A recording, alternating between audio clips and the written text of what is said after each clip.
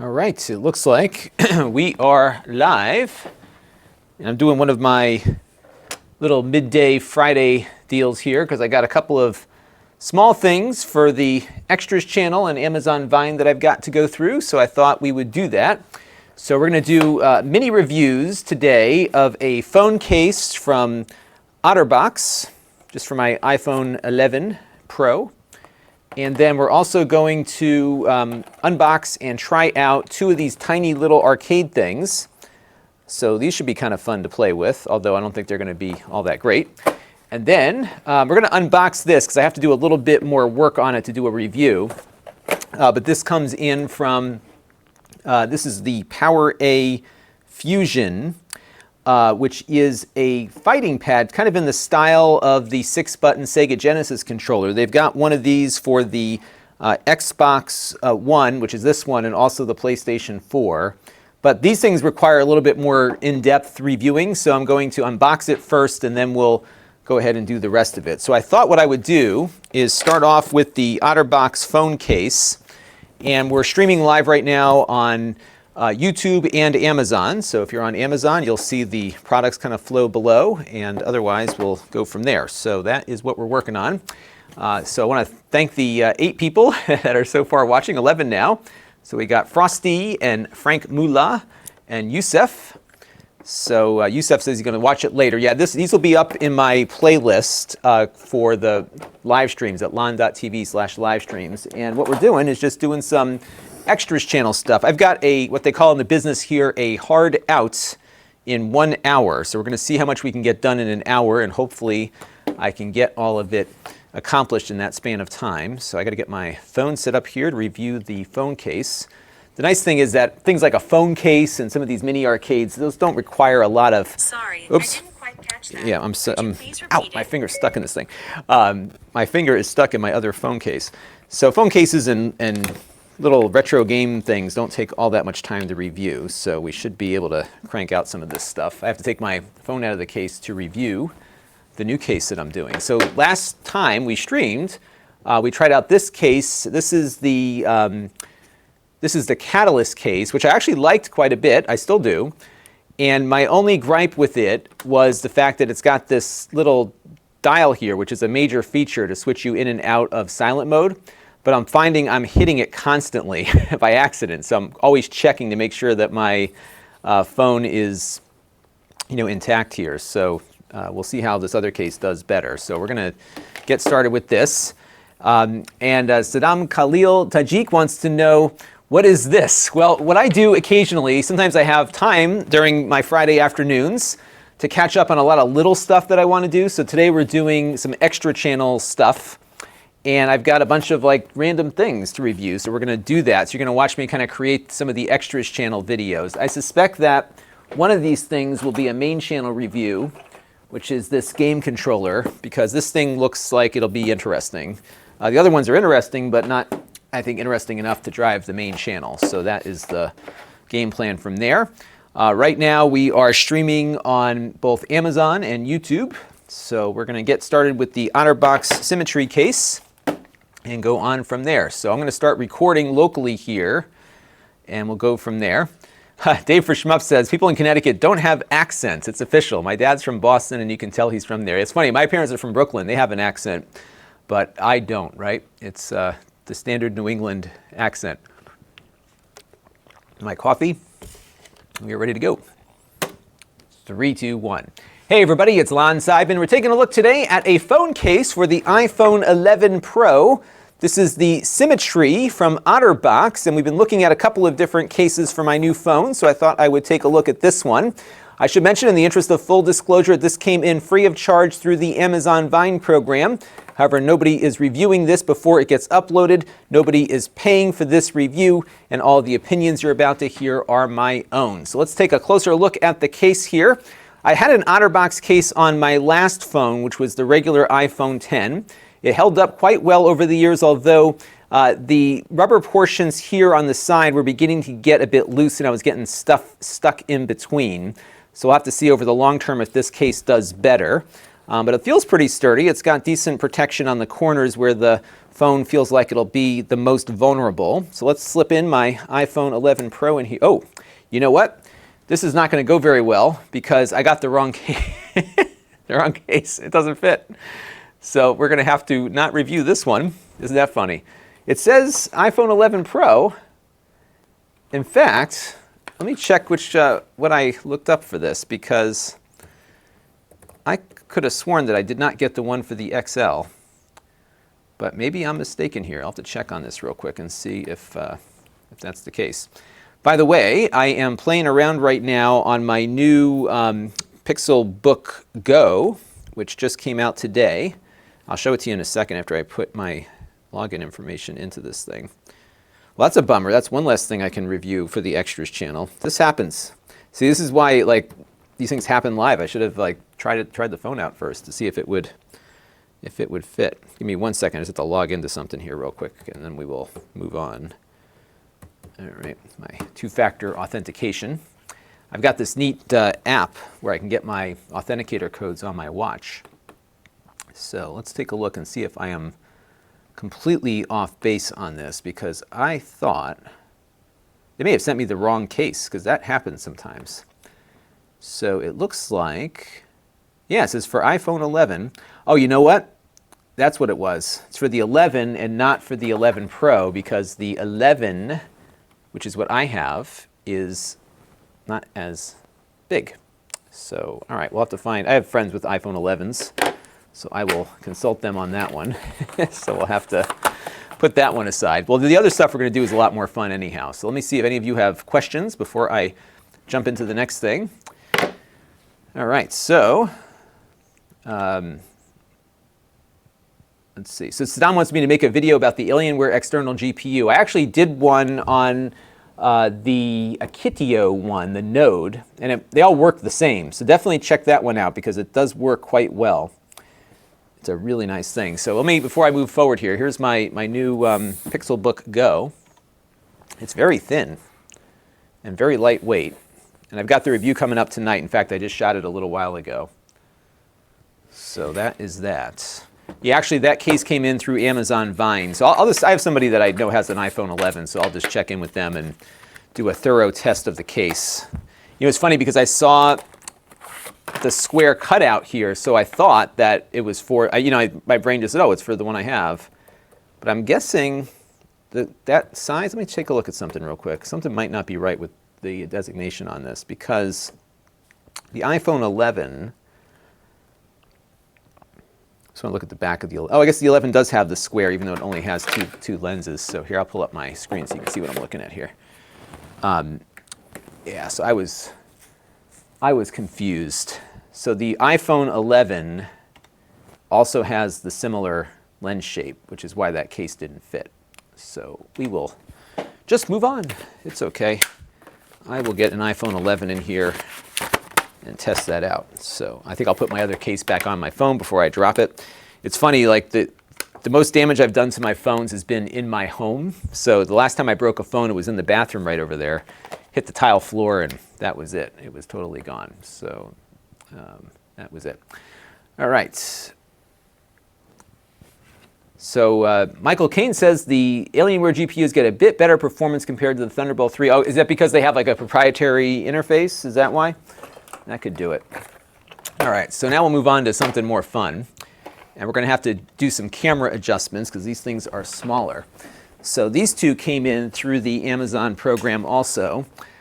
These are the tiny arcades. So we'll probably start with this angle, and then I'll go in closer for the other stuff. And these are like classic arcade games in handheld form. Now, if these things existed in the 80s, I would have been like completely excited about it, because the handhelds we had back then were total garbage. These look, well, compared to those, these look like a lot more fun. However, in the context of the 21st century, I don't know how well these will do. So we're going to start off with both of these and kind of take it from there. It looks like somebody is coming into my garage. My wife may have just gotten home. So I'm just going to get these things detaped so I can get into them easily when we start shooting. And hopefully I won't cut myself in the process. So much plastic. So much plastic. And let's get the, maybe we'll do the bottom of this one to get it out easier. And we'll go from there. All right. So B is wondering about what I think of the Pixelbook so far. Well, you'll see my review tonight, hopefully. I like it. You know, what I like about the Pixelbook is that it doesn't, it's kind of deceiving because it looks like a standard laptop, and it is. But there was a lot of attention to detail with it that I think makes it kind of unique. So it's lightweight. It's very well balanced, so it doesn't feel as heavy as its weight suggests. The speakers are really nice on it. The keyboard's great, but the performance is not where it should be for what it has inside. And I think they're throttling it because they want to keep it fanless. But it's nice. I'm actually happy with it. All right, let's get this going. Hopefully something will work right today. Okay. Looks good. 3, 2, 1. Hey everybody, it's Lon.TV. Welcome to the, I'm not sure if it's going to go on the extras or not, so I'll just say, take a look. 3, 2, 1. Hey everybody, it's Lon.TV, and we got 2 of these little mini arcade things in through the Amazon Vine program the other day, so I thought I would review them together. There's often not a lot of depth to these, so we're going to take a look at the Micro Arcade, which has Centipede and Missile Command on this little handheld here. I think it might actually have Pong inside also. We'll take a look when we boot it up. And then we also have the tiny arcade pole position, which has a little tiny steering wheel on here. Although I'm already disappointed because the steering wheel doesn't actually turn. It just goes like left and right like a regular controller does. So we'll take a look and see how this thing is going to come together here in just a second. But I do want to let you know, in the interest of full disclosure, that both of these items came in free of charge through the Amazon Vine program. All the opinions, though, you're about to hear are my own. Nobody is paying for this review, nor has anyone reviewed or approved what you're about to see before it was uploaded. So let's get into it now. I think what we'll do is start off with the pole position, because this was one of my favorite games when I was a kid. So let's unbox it here and pull it out. Now, I've seen these before. These things there's a bunch of different versions of these little arcade cabinets out there. And what's cool about them is just how nice the artwork is on it. Let me get this camera focused here a little better. So they usually have the original artwork. You don't have to put quarters in them. They have the little images for where the quarters would go. And that's it. They're pretty neat. Now there's a switch in the back here to turn it on and off, and there's also, I believe, a mode change somewhere as well, because it starts off kind of in a demo mode, and then when you flip it on and off once, it will get ready to go for the main arcade mode. You can see just how tiny that screen is. We'll get in a little bit closer on it in a minute. And let's see, here we go. It kind of sounds like the original arcade version. Yeah, so that's good. It's got the voice in there and everything. But let me see if I can drive this thing effectively. Yeah, so here we go. It's better. It's more controllable than I thought it would be. Hang on a second. Let me get in a little bit closer so you can get a better view of this. All right. So I think it's going to be a challenging thing to shoot. I'm going to try to get in really tight on this and see if we can get a better shot of it. It's actually kind of better than I thought it would be. It feels a little bit better to control. So what I want to do is just play back what we just recorded.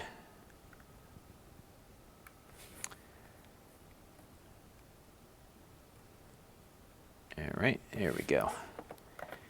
And start off with, I just named these files as I'm typing things out, or recording stuff here. So this is pole position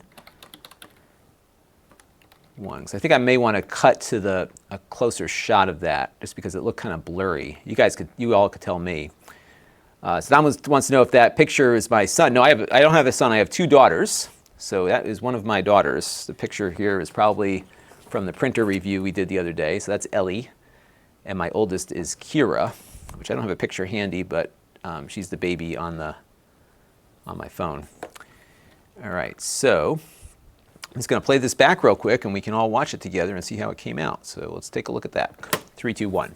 Hey everybody, it's Lon.TV, and we got 2 of these little mini arcade things in through the Amazon Vine program the other day, so I thought I would review them together.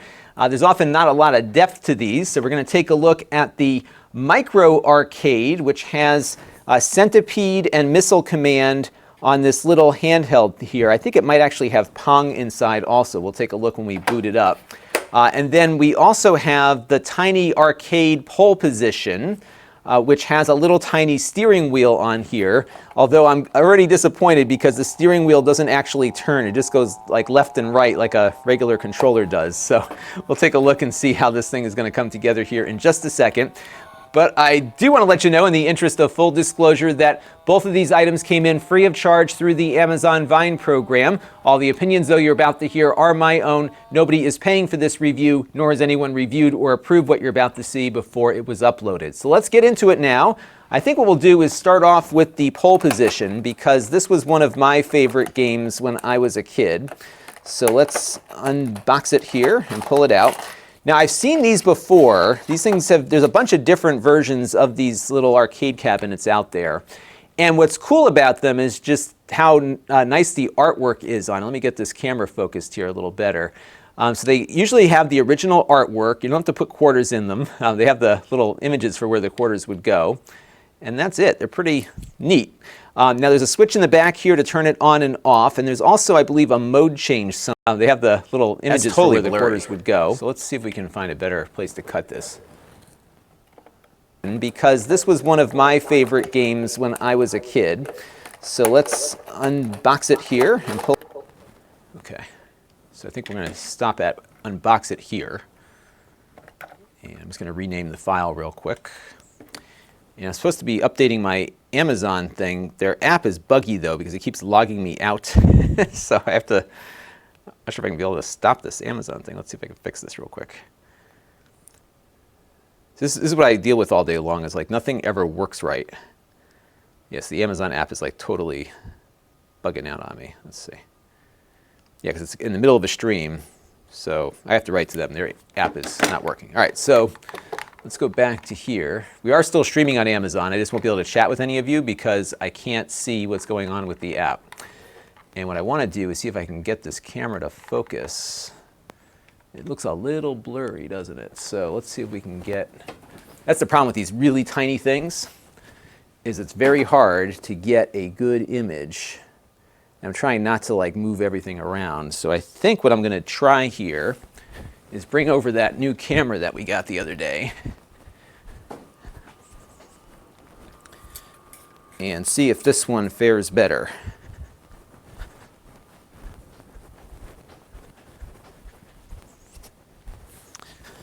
Because this one can zoom in a little bit better, so we're going to try that real quick just to see if we can get a better, sharper image. So the cameras I use are not great, but this camera will do a little better. You probably can't see it right now, but you will see the output of it once I find the cable that I need to plug it in.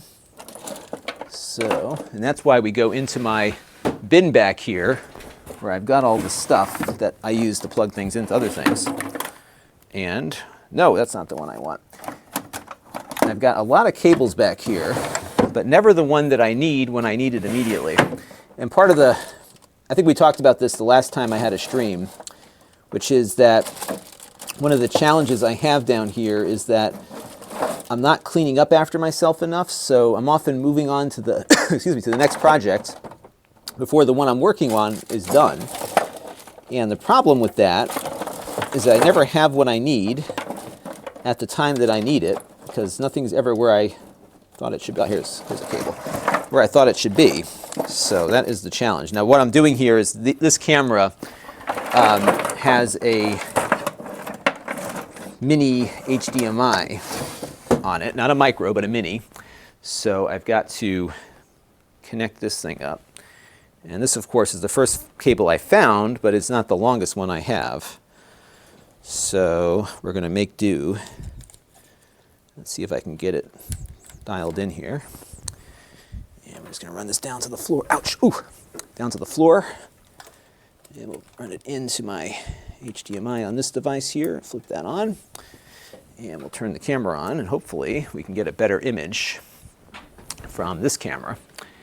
So let's see. This is a problem when you review very small things.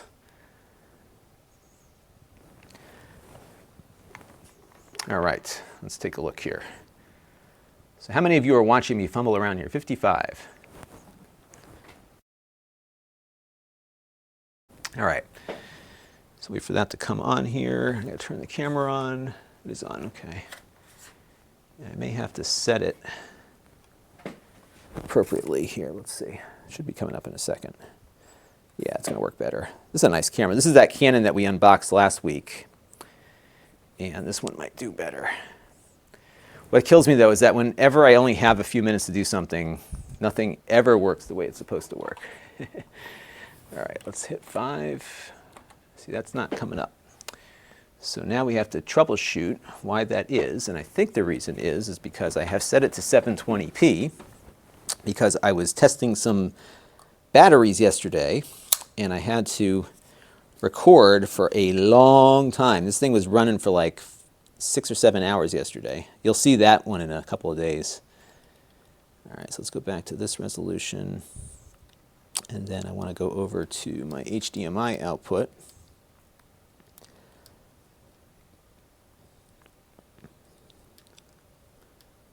Let's see. Frame rate. Yeah, it's like a setting to get the HDMI out on this thing to work properly. Let's see if I can find it. One of these things does it. But you see what I mean? Nothing ever works. Ever. All right, so I got a 1080. All right, so I got it set to P. And that thing just doesn't like it. Output status. Okay, so it's outputting. It's going into that, but we're not seeing anything. So let's unplug this and plug it back in again. It is showing up as a big ball of nothing there. Alrighty, so maybe we'll reboot the little box here and see if that makes a difference. I'll probably run out of time before we get anything done. Par for the course, as they say. Yeah, it says that it's outputting, but my box here doesn't like what it's getting. And the cable's not long enough, so I can't get it over to the TriCaster directly, which is what I'd like to do. So where did I put that other HDMI cable? I think it is somewhere around here. Ah, there it is. All right, now I found it. So this is the same cable that I use with my retro tank. And that, of course, was in use for something else. So let's get, oh, you know what? That one is plugged in, isn't it? Let's see. Here it is. Okay. Well, you know what? It was plugged into the TriCaster the whole time because we had used it before. So let's try this now and see if this is going to work. If not, maybe we'll just have a chat, everybody, because this is not going as planned, as usual. So let's pop this out, and let's see if the TriCaster likes this better. Boom! All right, here we go. Oh, wait a minute. It was there, and now it's not there. All right, much better. Okay. So look at the nice bokeh on this camera, too. Isn't it nice? It's a little overexposed and a little on the blue side, but this is the extras channel. We can deal with that. All right, so let me just adjust the camera slightly. Oops. It's a little straightened out. And get that better centered there. Okay. One thing I've always liked about the Canons is that their autofocus is really solid on these things, even if my tripod isn't so solid. All right, there we go. Okay. It looks a little crooked, so let's get this a little straighter. It's always tough, too, when you shoot at an angle. Things can tend to look a little crooked. All right, there we go. So let's see where we left off now on the other shot. let's see here. Yes, Yankee Doodle, I am actually live. And Zombie says he wished he has a Dunkin's donut place where he lives in Canada. They have Tim Hortons and Robin's Donuts. What's funny is like Dunkin' is like, I'm in Connecticut, it is ubiquitous here. You can't, so I live in a very small area. I have probably 5 or 6 Dunkin' Donuts within 10 minutes of where I live. It's crazy how many there are. Because they're so easy to set up now, because part of it is, you know, they're all based on a distribution center. So you can have a very minimal footprint and sell coffee. All right. So Yakadoodle just saw Terminator, and he has to cleanse his eyes. So it looks like it probably was not a good movie. I don't know if, you know, I was hoping James Cameron's involvement would make it a good movie, but maybe not. All right, so I just want to take a reference point here to see where we left off. What we'll do is start off with the pole position, because this was one of my favorite games when I was a kid. So let's unbox it here and pull it out. Okay, so we're going to cut right there. And I'm just going to make a note so I know where to cut the video.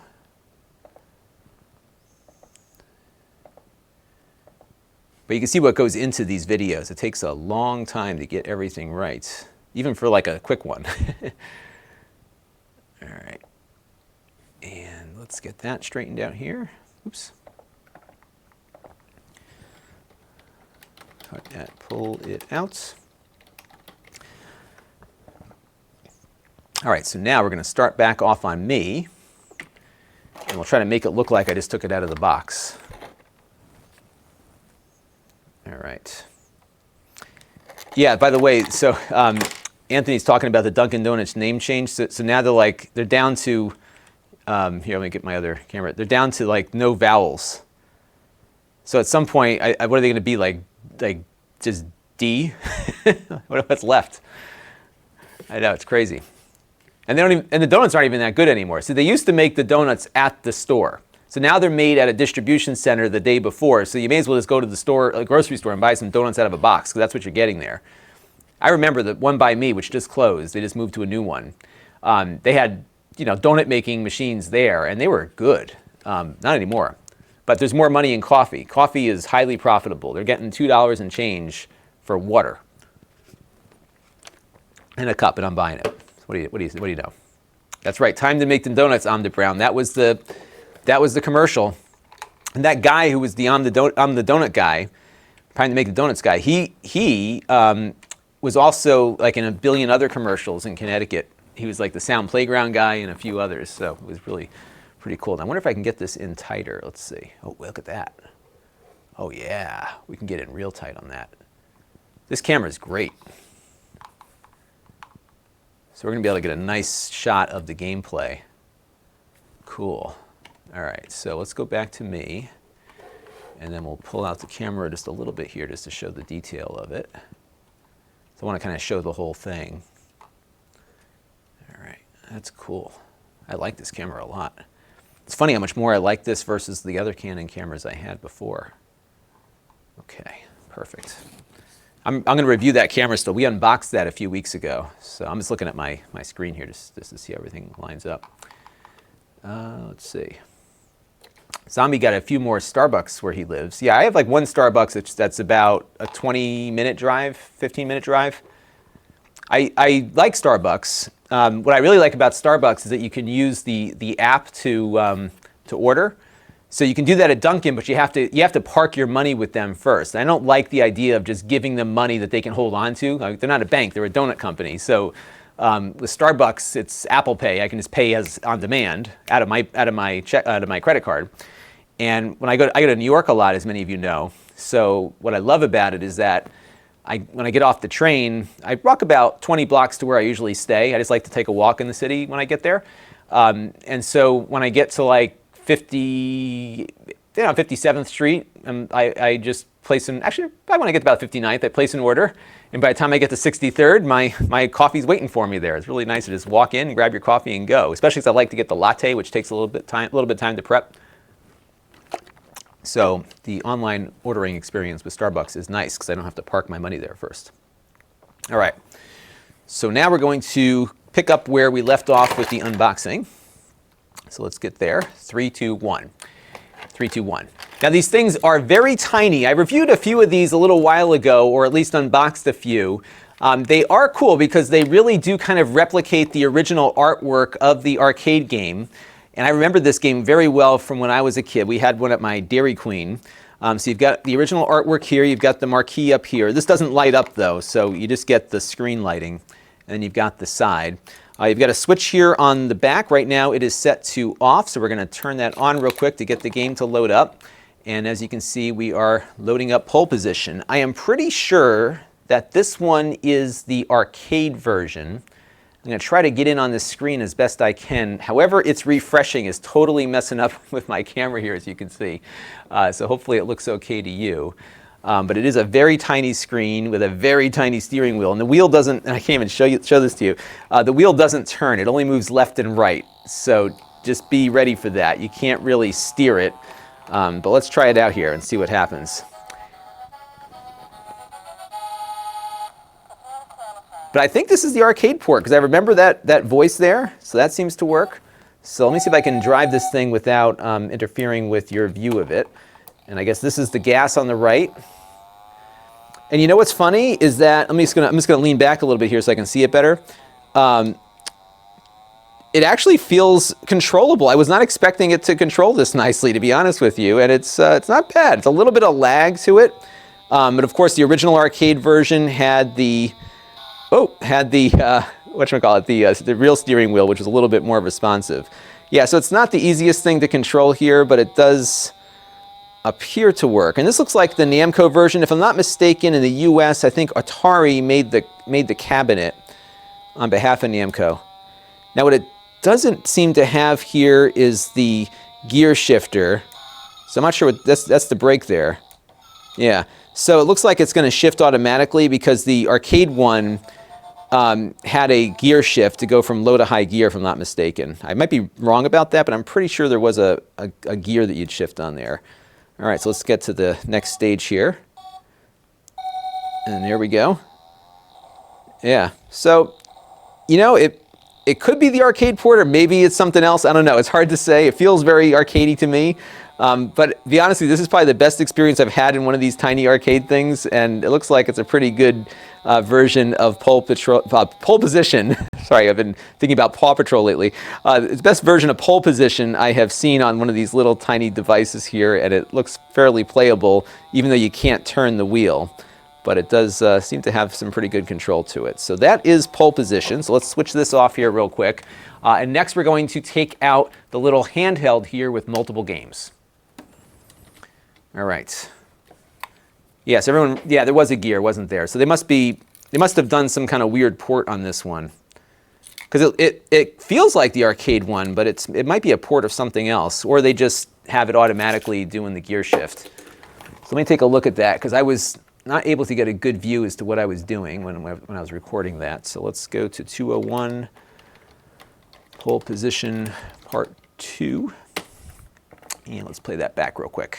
There, 3, 2, 1. 3, 2, 1. Now these things are very tiny. I reviewed a few of these a little while ago, or at least unboxed a few. They are cool because they really do kind of replicate the original artwork of the arcade game. And I remember this game very well from when I was a kid. We had one at my Dairy Queen. That camera looks so you've great. got the original artwork here. You've got the marquee up here. This doesn't light up though, so you just get the screen lighting. And then you've got the side.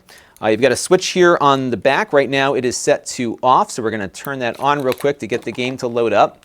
And as you can see, we are loading up Pole Position. I am pretty sure that this one is the arcade version. I'm going to try to get in on this screen as best I can. However, it's refreshing is totally messing up with my camera here, as you can see. So hopefully it looks okay to you. But it is a very tiny screen with a very tiny steering wheel. And the wheel doesn't, and I can't even show this to you, the wheel doesn't turn. It only moves left and right. So just be ready for that. You can't really steer it. But let's try it out here and see what happens. But I think this is the arcade port, because I remember that voice there, so that seems to work. So let me see if I can drive this thing without interfering with your view of it. And I guess this is the gas on the right. And you know what's funny is that, I'm just gonna lean back a little bit here so I can see it better. it actually feels controllable. I was not expecting it to control this nicely, to be honest with you, and it's not bad. It's a little bit of lag to it, but of course the original arcade version had the whatchamacallit, the real steering wheel, which is a little bit more responsive. Yeah, so it's not the easiest thing to control here, but it does appear to work. And this looks like the Namco version. If I'm not mistaken, in the US, I think Atari made the cabinet on behalf of Namco. Now what it doesn't seem to have here is the gear shifter. So I'm not sure what that's the brake there. Yeah. So it looks like it's going to shift automatically because the arcade one had a gear shift to go from low to high gear, if I'm not mistaken. I might be wrong about that, but I'm pretty sure there was a gear that you'd shift on there. All right, so let's get to the next stage here. And there we go. Yeah, so, you know, it could be the arcade port, or maybe it's something else. I don't know. It's hard to say. It feels very arcadey to me. But to be honest with you, this is probably the best experience I've had in one of these tiny arcade things, and it looks like it's a pretty good version of Pole Position. Sorry, I've been thinking about Paw Patrol lately. It's the best version of Pole Position I have seen on one of these little tiny devices here, and it looks fairly playable, even though you can't turn the wheel. But it does seem to have some pretty good control to it. So that is Pole Position. So let's switch this off here real quick. And next we're going to take out the little handheld here with multiple games. All right, that seemed to work. So we'll go and do that. I have to say let me turn off my TV screen here. I have to say that the screen looks better on this when you're not zoomed in that close, because it's definitely not a great screen, but it looks a lot better from afar here for sure. But that's cool. I like this one. I don't know what you would hang it from, but this might look nice up on my wall here. So that's that. All right, so let's go on to the other one here. So we're going to switch camera views. Saddam wants to know why I don't have more subscribers. You know, I got started late for the tech world here, so it takes time to build it up. But really, as many of you know, I've said this ad nauseum, that a bulk of my viewership are non-subscribers. So that's kind of how this stuff works for me, and it's fine. It's good. I mean, we're doing well. Growing, revenue's growing, everything's good. So let's go over here and unbox this thing. Now this is based on something called the Arduboy. Let me just look that up real quick. Arduboy. If I can find a link to it. Yeah, so here, let me show you all this thing. So it looks like they made a deal with the folks that make the micro arcade. And this is the one we've got here. There's a Pac-Man one too. So it's like a little microcontroller. And I've seen a few reviews of this thing out there. People seem to like it. So let's get going with this. All right, 3, 2, 1. All right, so let's get this one out of the box. This again is the Micro Arcade. And let's take a look and see what it's all about here. So this has Missile Command built in, along with Centipede, and again, I think it's got Pong as well. So we got an instruction manual here and a charging cable. The other one works off of batteries that you can install in the back of it. I think it might be AAA batteries that it uses. We'll have to unscrew it later and see for sure. I'll put something in the video description for that. And let's take a look at it here. So it is rather small, as you can see, and hopefully it's got a charge. It's got some smudging on the screen already, hopefully not a scratch. Wow, that screen really, yeah, it looks like gotta be careful that it doesn't scratch. Mine's got a bunch of smudges and stuff on there. I'll have to try to buff those out. Actually, yeah, we'll do that. Yeah, okay. Let's see where that ended up. It may not be so easy to rebox this and start over again. Let's see how that, so I may want to buff out the screen a little bit. So let's play that back real quick and see how that looked.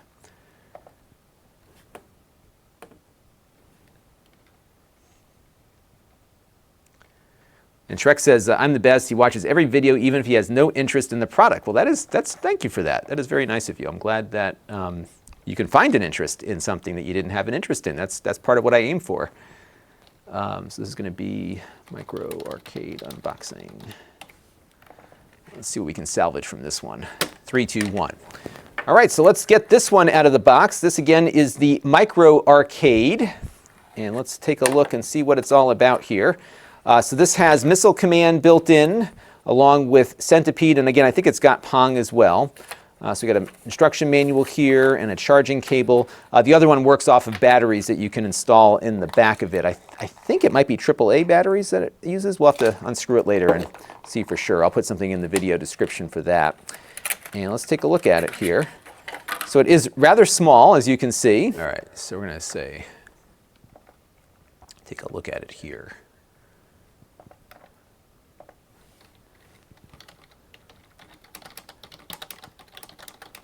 Okay. So I have to make notes on these things so we can clip it all together later. And what I might be able to do, let's see, get my little chamois cloth off of here, because this could be an issue if it's got, if it's coming with a scratchy, smudgy thing on the screen.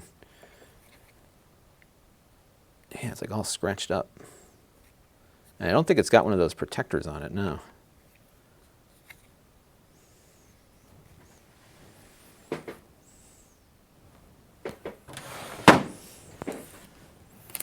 Okay.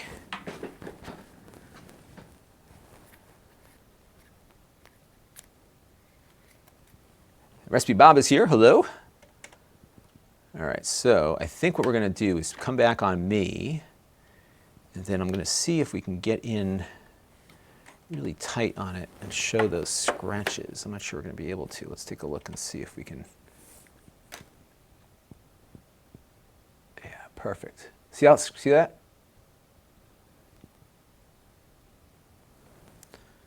So normally what I would see when you would unbox one of these things, you would see like there'd be like a screen protector on it, but hello, Anthony Sullivan.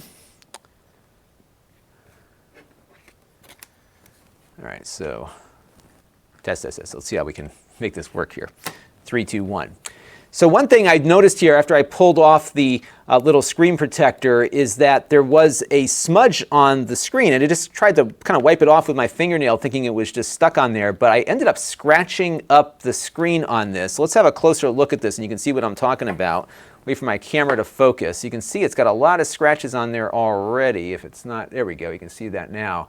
So this is going to scratch up really easily, and I thought maybe there was a screen protector on there, you know, one of those plastic things that you peel off, but no, it looks like this is just very easily scratchable, so much so that your fingernail can do it. So that's a concern, I think, over the long run here.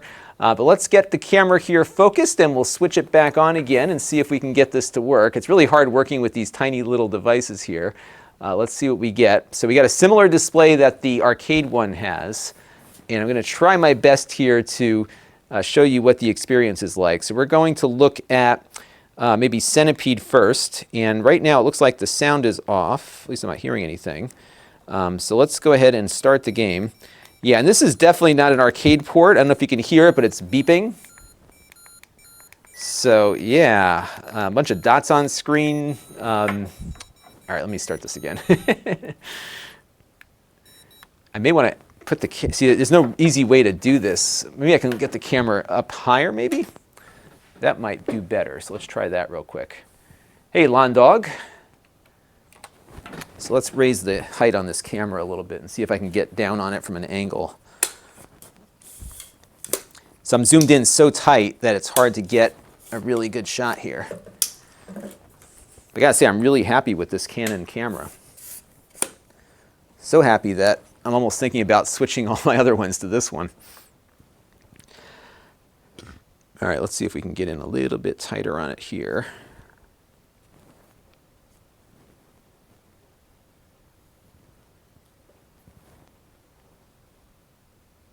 Hope you all are having a good day today. Here I thought we'd have a real quick, here, let's take a quick look at these two things and be done with it. But as you all know, the best intentions never always work. All right, so yeah, that's a little bit better. If I can just get it to focus, here you can take a look. That's better.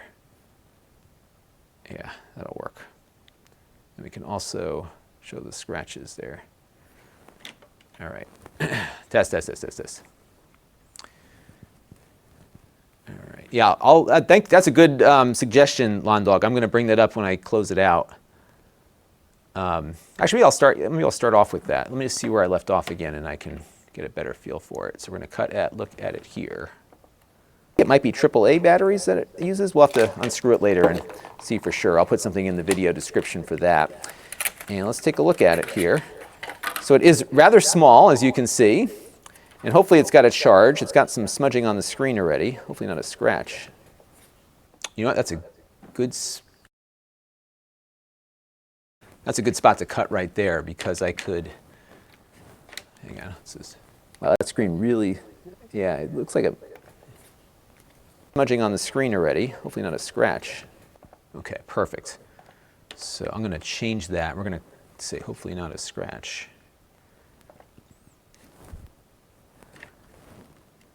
So now you can see, like, even something on the extras channel, how much like work goes into trying to figure out how to angle everything and get the best outcome.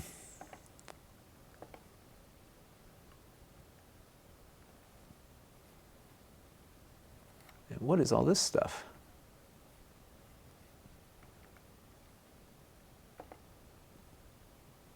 There we go. Okay, I was on the wrong thing. All right. So we're going to cut this. What is this? My TriCaster is acting up. I'm finding files from like last year that just suddenly popped up on my screen. All right, so what happened? Let's go back to recent. There we go. Okay, much better. Okay, so let's rename this cut around smudge. Okay. Test. Yeah, it does not look like, I would love for there to be a little piece of plastic on here that I can peel off, but I'm not seeing that. It looks like it's just going to scratch like super easy. Wow, that's crappy. I got to look up the pricing on these things too, because I forgot what they cost. So, let's see, the micro thing is, so the micro thing is 20 bucks, and you can see already. Let's see what other people are saying about it. Okay, he's just complaining about the controls. This guy thought it was a fun novelty, hard to click buttons. Yeah. So that one's 20 bucks, and then the other one is, let's look it up real quick here. The other one is 18 bucks. So this is that's the tiny arcade pull position. This one surprised me. I'll be honest with you. I thought this thing was both of them were going to be terrible. Only one of them is. So that's not bad. Especially when expectations are lower than that.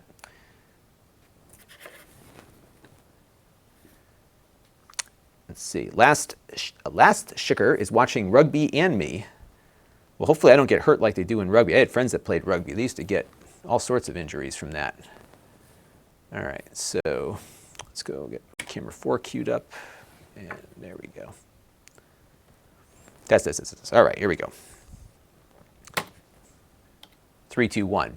Now I had to take a 3, 2, 1. Now I had to take a quick break because there was a smudge on the screen, as I mentioned a second ago, and then when I used my chamois cloth to try to get that smudge off and did a little thing with my fingernail, it actually 3,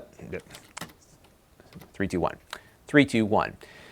So it looks like the screen is very easily scratched. As you saw me kind of trying to get that smudge off with my fingernail, it scratched up the screen. This is super easy to scratch, and it is cheap at like about 20 bucks, but I don't think you want something scratching this easily even at that price. Look at this. Isn't that crazy? So I had taken my chamois cloth to it, and I was hoping that maybe there was a piece of plastic that might be on top of it, but no, this is what you get. So this thing is going to scratch up extremely easily. So be ready for that. But let's switch it on here and see what the gameplay is like. So we've got a choice of games, and like the other screen, it is not cooperating with my cameras. It looks much better in person than it does here. Not spectacular, but better than what you're seeing. We're going to go ahead and maybe start off with Centipede. And it looks like a bunch of dots on screen. And I can barely see my little bullets flying out of my guy here. Yeah, this is not a good experience. And I would expect that maybe you'd get arcade sounds like the other one, but it's more of a beeping similar to those old Tiger games that we had as kids. So yeah, I mean, you can't even see the score on here. It's really not that great. All right, so that's Centipede. Not good. Let's move on now to Missile Command. This one might work better. And I have no idea if these are arcade ports or not. I'm assuming they are not. Because again, we're getting these weird beeps versus what you're used to. So I can kind of see the cursor moving on screen, so I can sort of make that out. But yeah, it's hard because these missiles move very fast, and the control pad isn't bad. I mean, it's kind of a clicky, buttony thing, but the cursor doesn't move fast enough. I remember the cursor moving much faster on my Atari, so this is also not very playable. Yeah, so not good. Yeah, it's going to be very frustrating. All right, so that's Missile Command. And you'll have to tell me if that's an arcade port or not. It's certainly not the arcade sound. And let's see what else we got here. Pong might actually work the best on this thing. So let's see how that plays. Yeah, so yeah, this is not bad. This is, I would say, of the three games, Pong is probably the best experience here. Partly because it doesn't require there to be really tiny graphics that are hard to see. And it looks like the cursor speed here or the paddle speed is matched a little bit closer to what the game could kind of require here. So yeah, that's playing a little bit better. But again, the sound is really aggravating. You can turn the sound off with that switch right there, so you've got that as an option. I'm not sure what the battery life is going to be on this, but you can charge it up via USB here with that included cable. So yeah, I would say that the little one here is kind of a miss. I mean, I kind of like what they're trying to do in a very small form factor. I don't like the fact that the screen scratches so easily, as you can see here. But I do like the fact that it feels pretty sturdy. So if they had a non-scratchable front to it, I think I would give it a higher rating just from the sense that it's kind of a neat little novelty that's very portable. It's a little bit thicker than a credit card, so you can see here it's not that thin, but it's got a nice metal backing to it. So it is pretty sturdy feeling, and the buttons feel okay to me. But again, the cursor speed on Missile Command is too slow. Centipede is really hard to control, and it's hard to see what you're doing. And Pong, I think, really is probably the best experience. So there you go. You can play some Pong on the go with this, and that probably will be about it. It'd be cool if people hack these things to install other games on them. Maybe there'd be some things that could be fixed or maybe better suited for the display and control scheme here, but this one is not great. So this little one costs about $20. The pole position I'm finding for less than 20 bucks. And this one surprised me because I've never liked these little arcade things before, at least the last four that I've looked at. This one's pretty fun and actually somewhat playable, and it's great having the artwork here. So I may add this to my collection behind me there. So I would suggest if you were a fan of pole position and are looking for a fun little novelty or know somebody who was, this is actually pretty good. So I'm going to say a buy on the pole position if you know what you're getting, and a skip here on the Missile Command, Centipede, and Pong one, just given some of the playability issues that it has there, and of course the screen scratching. So that's going to do it for this look at these tiny little mini arcades. And until next time, this is Lon.TV. You can also find me on my main channel at Lon.TV. We'll see you next time. All right. Yeah, this one's definitely an extras channel one.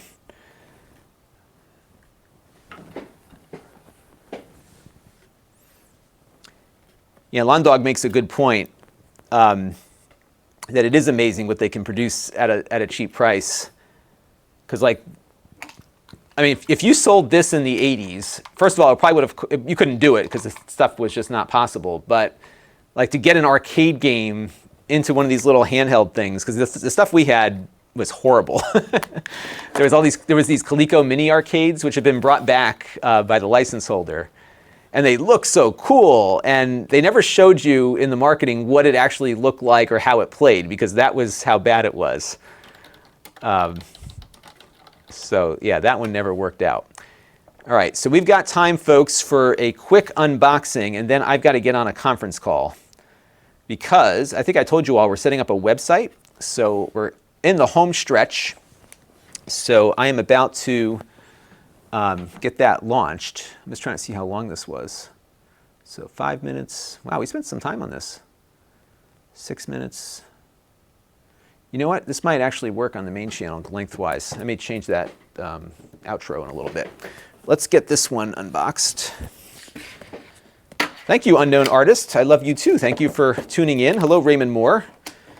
And I hate to do this, everybody, but after we unbox this game controller, I gotta skip out for my conference call. Let me just check my phone and see if the time has changed. It hasn't said it's not happening, so I think we're going to have that call. So let's get this sucker unboxed here. I'm actually looking forward to trying out this game controller because it's unique.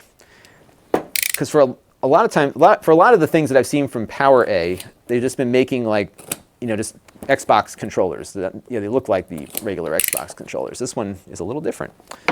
So let's zoom out the camera here. But I'll tell you what, I am very pleased with this Canon camera. I may buy another one of these and get rid of these JVCs I've been using because that is super nice. All right.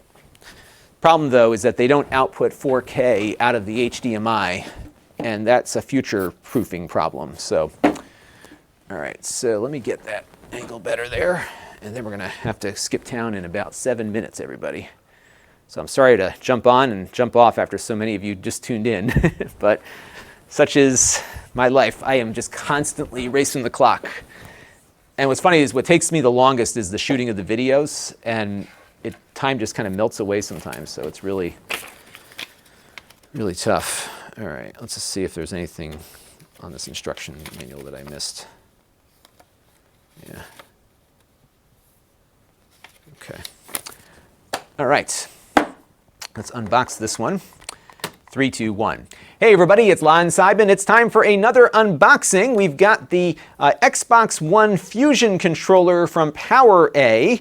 And this one looked interesting to me because it kind of mirrors the Sega Genesis 6-button design. They're marketing this as a fight pad for fighting games, and we're going to unbox it right now here on the Extras channel, and we're going to have a full review of it soon on my main channel at Lon.TV. I do want to let you know, in the interest of full disclosure, this came in free of charge through the Amazon Vine program. However, all the opinions you're about to hear are my own. Nobody is paying for this unboxing, nor is anyone reviewing it or approving it before it gets uploaded. So let's unbox it now and see what this is all about. So we're going to pull off the box here.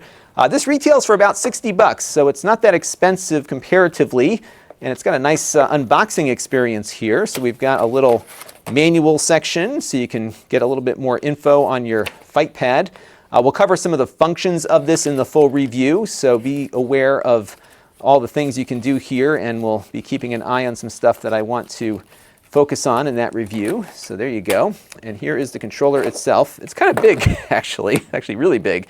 This is a wired controller, so will not work unless it is plugged in. And it's got a very similar Sega feeling kind of directional pad to what you saw on those 8BitDo controllers and the other one we just looked at recently from RetroBit. So yeah, we'll see how that plays out and see how well it can handle all those different moves that you might make with it. The buttons are huge. So this is a very unique controller. I haven't seen something like this before, which is why I had them send me one. I'll let you know what that switch does in the full review. They do give you a nice long USB cable here. It is a nylon cable, so it's not going to get all tangled up, so that's nice. Pretty high quality there. And it looks like it secures itself into that slot there and kind of locks in, so you won't see it popping out that easily. But it might be difficult. I guess other cables will fit in there, but this one will fit better just because it locks in and snaps in very securely there.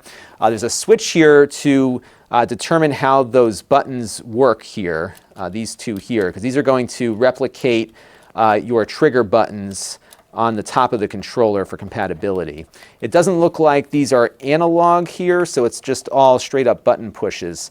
I will say, playing around with it, the buttons feel fine. They are bigger than what you're used to, so that's going to take some getting used to, I think. I don't like the travel on the left and right buttons here. It doesn't feel like it pushes down far enough, so that was one thing I noticed. I guess you could very quickly fire it off given the short travel to it, but it doesn't always feel like you're pushing it. So I think I'd like a little bit more feedback there. But beyond that, it's pretty cool, kind of unique. And again, it's got that Sega-style design to the D-pads. You can easily roll it for some of those special moves. I just wish I was better at some of these fighting games. Now, apparently, there's some more stuff in the box here. There's a faceplate that you can put on top of it that is magnetic, and I guess it comes with two of them. The first one's already installed, so I guess I can just pull it off like so, and now the controller is kind of naked. So you probably want to have one of these two on there, and this other one can just snap in here magnetically. So you got a white one, or you can make it black. So that's kind of neat, kind of unique. So overall, very unique. So we're going to put it through its paces. I got to test its latency and all the other stuff that we usually look at here. Looks like you do have a headphone jack there at the bottom too. So I will let you know what I think of it. And maybe I'll practice my Street Fighter II prowess a little bit before reviewing it. It is, of course, USB, so it'll work on the Xbox One. Should also work on Windows PCs and anything else that is X-input compatible. So maybe we'll plug it into the Mister and have a run at it there and see how it plays out.